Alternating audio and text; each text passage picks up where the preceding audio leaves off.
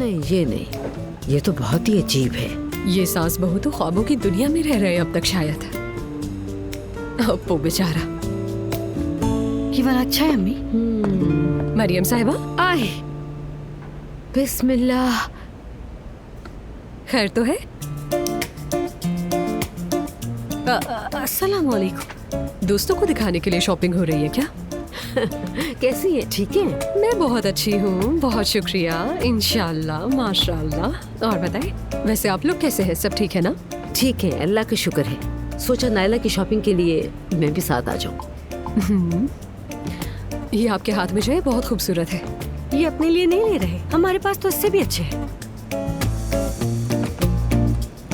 जरूरतमंद को दे रहे हैं, मगर अब नाम नहीं बताऊंगी। समझ गई मैं। अच्छी बात है वैसे।